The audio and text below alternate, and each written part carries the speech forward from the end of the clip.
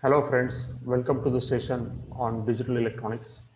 In this session, we'll be discussing about digital to analog converters. In this session, we will see what we mean by digital data and what we mean by analog data. What is the necessity of conversion of digital data into analog data? What are the different methods for such conversion? And also, we will discuss some characteristics of D to A converters. Friends, as you know that you are viewing this session on my YouTube channel, Learn with Prakash Khanade, and subscribe to the channel to see many videos on the subjects of electronics and computer science. So let us start the session with the question what we mean by digital to analog converter. We know that whenever we have any analog signal, then that analog signal can be plotted in the form of a continuous wave. And whenever we have a digital signal, then the digital signal can be plotted in the form of a square wave. So we know that the digital data is a discrete data of which the value is a finite set.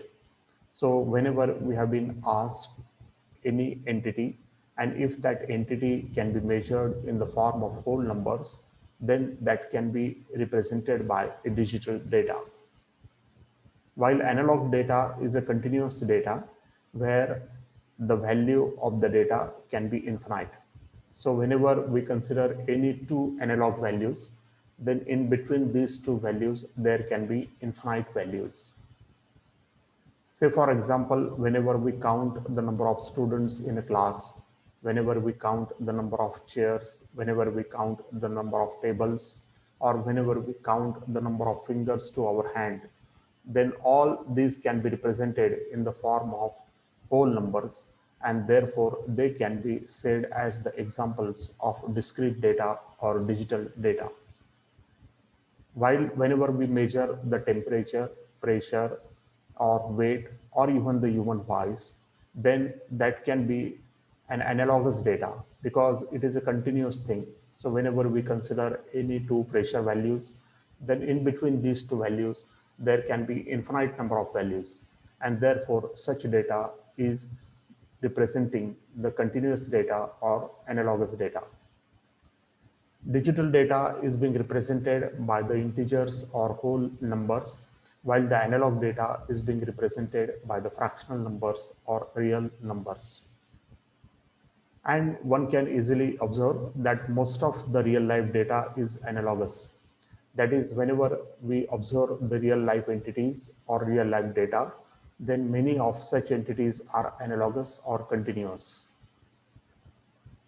But we know that most of the modern equipment or the electronic equipment that we are using nowadays are the digital machines. Say, for example, our mobile phones are digital, our computer is digital, our television set is also digital.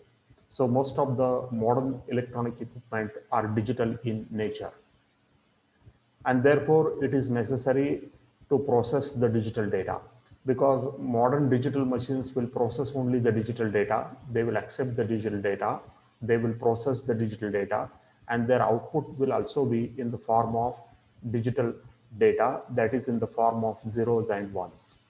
But the understanding of digital data is very difficult, and therefore it is necessary to convert the digital data into analog form. So it is necessary for us to convert the digital data into analog form because most of the digital data is non-understandable form. So one can say that digital to analog converter is an electronic equipment or is an electronic circuit that will convert the input digital information into analog form. That is, whenever we apply to the circuit the digital data such as a square pulse, then at the output we can generate a continuous signal by using this data, and such circuit is being called as digital to analog converter. So we will see now what are the different types of digital to analog converter. As shown in this diagram, digital to analog converter will accept at the input digital data, and the digital data can be in number of bits form, and the output will be only one, and it is analog output. So DAC or digital to analog converter will convert the input digital signal into analog output. So a DAC can have a number of binary inputs and it will have only one analog output.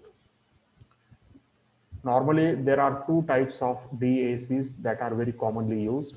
The first type is being called as the weighted resistor digital to analog converter, and the second type is called R2R ladder digital to analog converter. So as far as this session is concerned, we are going to discuss R2R ladder digital to analog converter. Digital to analog converters are very commonly used in many applications. Say, for example, digital to analog converters can be used in music player systems where the digital data stream is being converted into analog audio signal. Digital to analog converters are also used in our television sets and in our mobile phones so that we can convert the digital video data into analog video signal. So these circuits are very popular and these circuits are used in many applications. Let us go for the detailed discussion of one of the digital to analog converter, and this digital to analog converter is being called as a R2R ladder DAC. R2R ladder DAC, one can say it is the simplest type of the DAC where it consists of only two types of resistances. The first resistance is R and another resistance is 2R. Now, in order to understand this circuit, we will consider one simple example where we will consider a R2R ladder, which is a 3-bit R2R ladder. That is, this circuit will have at the input 3 bits, binary bits, and at the output, we will get the analog output. So by using the R and 2R resistances, which are connected as shown in the diagram, we can construct 3-bit R2R ladder network. So one can easily observe that here we will be applying the least significant bit and here we will be applying the most significant bit of the digital input. So here we will be applying the digital input and here we will get the analog output. Now, in order to understand the working of R2R ladder, we need to consider the three possible cases for the inputs. Say, for example, we will consider initially the first case and we will suppose that our input is 1, 0, 0. That is, our most significant bit is 1 and rest of the 2 bits are 0. Now we can rewrite the above, we can redraw the above circuit as shown here. So here one can easily observe that the least significant bit is 0, therefore this point is grounded. Also the next bit is also 0, therefore this point is grounded, and only the most significant bit is 1. And therefore one can easily observe that 2R and 2R are parallel with each other, so they will form a resistance R. R plus R is 2R, and this 2R and this 2R is again parallel with each other. Therefore, their effective resistance will be R. R plus R will be 2R and then 2R. So the whole circuit will be simplified as shown in this diagram. Now, from this diagram, we can easily write the expression for the analog voltage VA is equal to, now this is just nothing but V into 2R, because we are taking the output across this 2R, divided by the total resistance 2R plus 2R. So it is just nothing but V by 2. So when our digital input is 1, 0, 0, then the corresponding analog output will be V by 2. Now we will consider another case for the digital input, and suppose the digital input is now 0, 0, 1. That is, in this case, the least significant bit is 1 and rest of the 2 bits are 0. Now we can modify our ladder circuit in this way. Now one can easily observe that the least significant bit is 1 and rest of the 2 bits are 0, and therefore the circuit will get modified as shown in this diagram.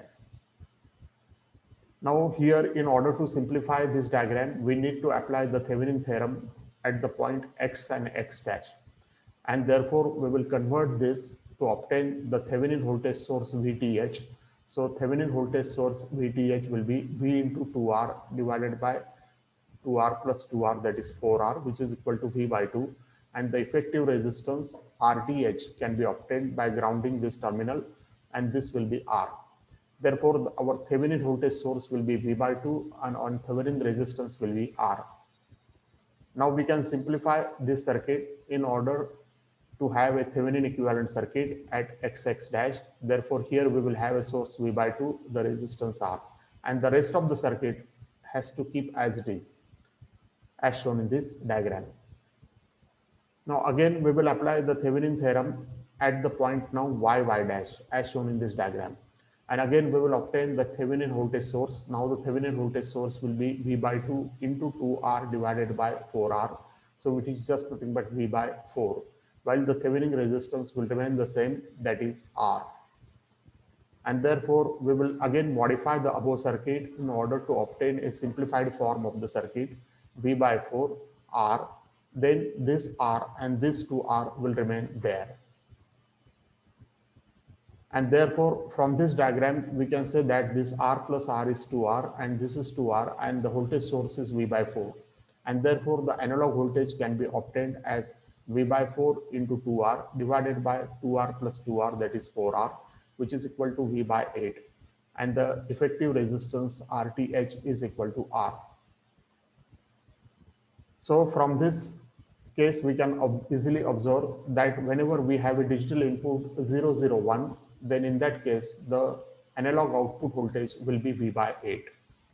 Now we will consider another case, a third case, where the middle bit will be 1 and the least significant bit and the most significant bit both will be equal to 0. In this case, the circuit of R2R ladder can be modified as shown in this diagram.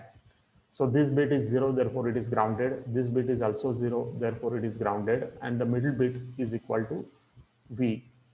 And therefore this 2R and this 2R will become parallel with each other. Therefore the effective resistance will be R. R plus R is 2R. And then this 2R. And here we will quote these points as XX dash, and R2R will remain there. Now again, we can apply the Thevenin theorem at the point XX dash, and so that we can get the voltage source VTH is equal to V into 2R divided by 4R, which is equal to V by 2, and the Thevenin resistance will be R. And therefore we can modify the circuit where this voltage source will be V by 2, R will be in series with each other, that is 2R, and 2R will be connected between analog output and ground.